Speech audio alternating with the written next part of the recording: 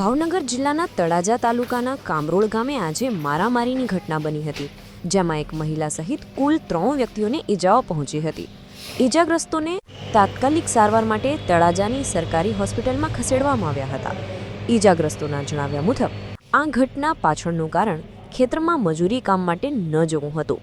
આ ઉપરાંત આશરે 6 મહિના પહેલાં પણ તેમની વચ્ચે કોઈ બાબતે બબાલ થયેલી હતી. આ જૂના મન દુઃખના કારણે આજે મારામારીનો બનાવ બન્યો હોવાનું જાણવા મળ્યું છે. આ સમગ્ર ઘટનામાં સાચી હકીકત શું છે તે પોલીસ તપાસ બાદ જ સ્પષ્ટ થશે. તમારું નામ? લાલજીભાઈ નારાયણભાઈ શિયાળ, ગામ બગડાણા, કામરોળ ભાગ રાખીએ છીએ. ના અમે વાડી બાંધતા હતા, ના આવીને કાલ દાડીએ ન જાય, એના કારણે દારૂ પીને આવીને માર્યા. અશોકભાઈ મનુભાઈ તાપા, વિજયભાઈ મનુભાઈ તાપા, સમજુબેન મનુભાઈ તાપા, રિદ્ધિબેન અશોકભાઈ તાપા. અમને પાણાથી માર્યા, ખંપાળી મારી, અમારી રોટીન અને લાકડીઓ લઈને આવ્યા હતા દારૂ પીને. એટલે અમને છેડા ઉપર માર્યા. દારૂ પીધો તો એ લોકોએ? હા, બે ભાઈ અત્યારે ફૂલ રેડી હતા, હાલવાની પછી નહોતી. અગાઉ માથાકૂટ થયેલી તમારા ની યાર?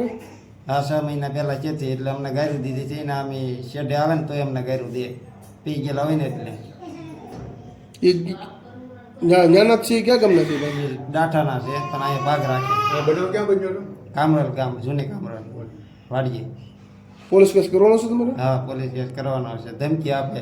સવારમાં મને ધમકી આપી, દાડીએ કે તમે અમરવાલ નહીં આવત કે કેડે ગમે ના નીકળીને શરીર ભરાઈને મારી નાખી કે એવી ધમકી આપે, પરાઈને કામે લઈ જાય.